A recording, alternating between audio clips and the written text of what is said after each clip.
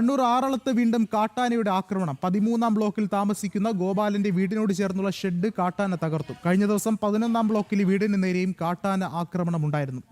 കൂടുതൽ വിവരങ്ങളുമായി മിഥുൻ പിള്ള ചേർന്നുണ്ട്. മിഥുൻ, എന്തായാലും കാട്ടാനയുടെ ആക്രമണം ഇവിടെ ആറളത്ത് തുടർക്കഥയാവുകയാണ്. അധികൃതരുടെ ഭാഗത്തു നിന്ന് യാതൊരു നടപടികളും ഉണ്ടാകുന്നില്ല. ഇങ്ങനെ പോയാൽ ജനങ്ങളുടെ ആശങ്ക അതിരൂക്ഷമായി വർദ്ധിക്കുന്ന ഒരു സാഹചര്യമല്ലേ?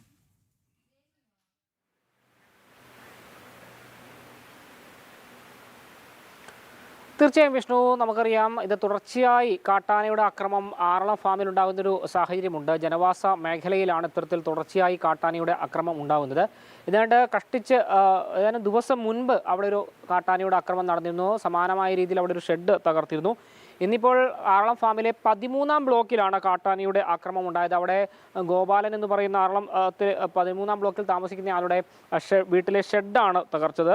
വീടിനോട് ചേർന്നൊരു ഷെഡായിരുന്നു. പുലർച്ചെ ഏതാണ്ട് 1:30 ഈ സംഭവം എന്നാണ് മനസ്സിലാക്കാൻ വേണ്ടി സാധിക്കുന്നത്. കഴിഞ്ഞ ദിവസം 11-ാം ബ്ലോക്കിലെ വീടിന് നേരെയാണ് ആക്രമണം ഉണ്ടായത്.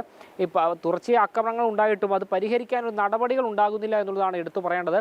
അത് കഴിഞ്ഞ തവണ 2 പേർ കാട്ടാനയുടെ ആക്രമണത്തിൽ മരിച്ചിരുന്നു. അതിന് തൊട്ടു പിന്നാലെ ഒരാൾ മരിച്ചു. അപ്പോൾ ഈ കാട്ടാനയുടെ ആക്രമണത്തിൽ ആളുകൾ മരിക്കുന്ന സമയത്ത് അവിടെ ആനമതിൽ ഉൾപ്പെടെ പണിയുന്നത് അതിവേഗത്തിലാക്കുമെന്നൊക്കെ പറയുന്നുണ്ടെങ്കിൽ പോലും അതൊന്നും പ്രായോഗികമാകുന്നില്ല എന്നുള്ളതിൻ്റെ ഏറ്റവും വലിയ തെളിവ് തന്നെയാണ് തുടർച്ചയായി ഉണ്ടാകുന്ന ഈ കാട്ടാനയുടെ ആക്രമണങ്ങൾ.